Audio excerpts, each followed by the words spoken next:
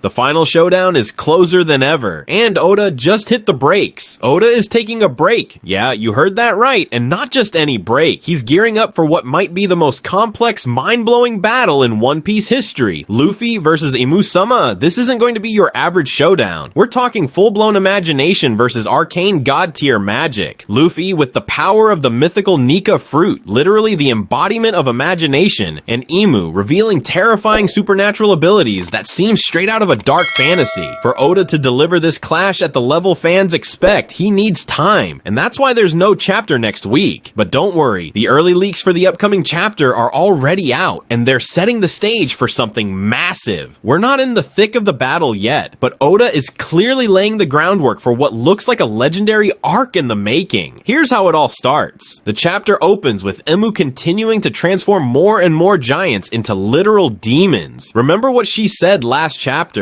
That demonic form is what living creatures were always meant to be. This isn't just flavor text. This is world building. It strongly hints that when the final war breaks out and she needs an unstoppable army to face the next Joy Boy, she might just turn entire islands into legions of demons. And even crazier, she might grant this power to the Holy Knights, sending them across the world to conquer islands and convert their populations. Oda's not done surprising us, not even close. On the other side of the chapter, we finally get our first look at the hybrid form of Killigenom, and it's wild, a human face with sharp beast-like fangs, a textbook trait of mythical Zoan users. As we know, these fruits don't just offer an animal form, but a hybrid state, combining human intelligence and instincts with monstrous power. Think back to Kaido shifting effortlessly from his massive dragon form to a hybrid beast with scales, horns, and that iconic fire breath. That kind of versatility opens up so many combat strategies, and it looks like Killigenom is about to bring that same chaos to the battlefield. Even in its simplicity, this chapter delivers a major emotional beat, and it all centers around Scopper Gaban. We get a flashback revealing that Chopper actually saved Gaban after he was stabbed by Gonko and fell into the underworld. But here's the craziest part. Luffy sensed it all. The moment Chopper fell, Luffy felt it. Not just emotionally, he knew it was Chopper, and somehow he also sensed that Scopper Gaban was injured, despite no one telling him. So what does this mean? Is Luffy awakening a new level of observation haki? Is Oda slowly unlocking new powers for him, abilities that will prepare him for the fight of his life against Imu? Are we on the brink of a brand new transformation or hidden technique that's yet to be revealed? And just when you think the surprises are over, boom, Moses makes a comeback. He contacts Loki one last time to thank him for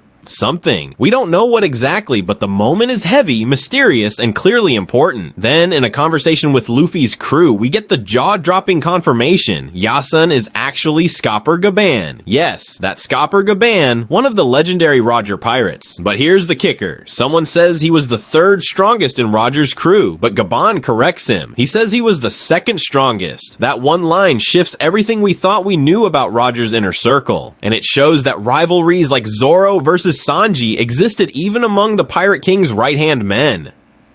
Then it happens. Imu unleashes a massive Conqueror's Haki blast across all of Elbaf. Everyone is stunned. Luffy immediately senses it, understands what's going on, and even detects Imu's presence on the island without anyone telling him. Again, this points to Oda slowly evolving Luffy's powers for what's coming. He's preparing us for the ultimate showdown, and as the chapter ends, Loki says something chilling. They need my power. Everyone looks ready. The battle lines are being drawn, and that leaves us with one final question.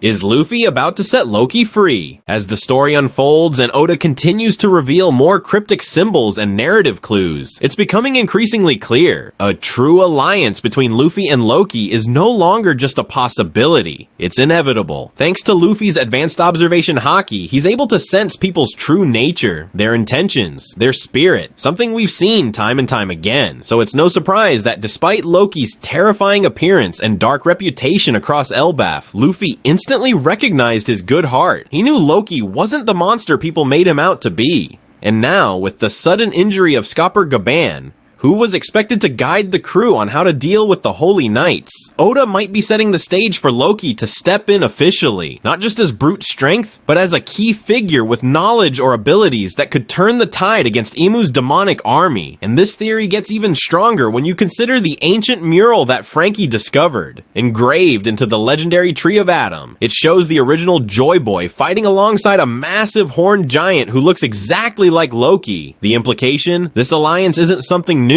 It's a rebirth of an ancient bond between Joy Boy and the ancestral giants of Elbaf, a legacy of brotherhood that's been lost to time until now. And if it's true that King Harold, Loki's father, was one of Imu's victims, transformed into a demon because he refused to submit, then Loki's act of killing him wasn't betrayal. It was a heartbreaking mercy, a desperate move to break the curse and free his father's soul. That would make Loki not just a king, but a protector of Elbaf, and the last flame guarding the legacy of the ancient giants. Now, with the same evil rising again, Loki returns, not as a tyrant, but as a forgotten ally, ready to stand beside the new Joy Boy, just like his ancestors did in the First Great War. All signs right now are pointing in one direction. The legendary showdown between Luffy and Imu is not just close. It feels inevitable, but if there's one thing we've learned from Oda, it's this. Expect the unexpected. He builds the tension, brings the story to its peak, and then flips the script in the final moment, steering the plot somewhere completely wild. So what if the final battle doesn't happen just yet? What if Imu pulls back, unleashing something terrifying first, like turning all of Elbaf's giants into literal demons, using them as a brutal vanguard to crush the Straw Hats, while she herself retreats to Mary Joy's, taking the Holy Knights with her?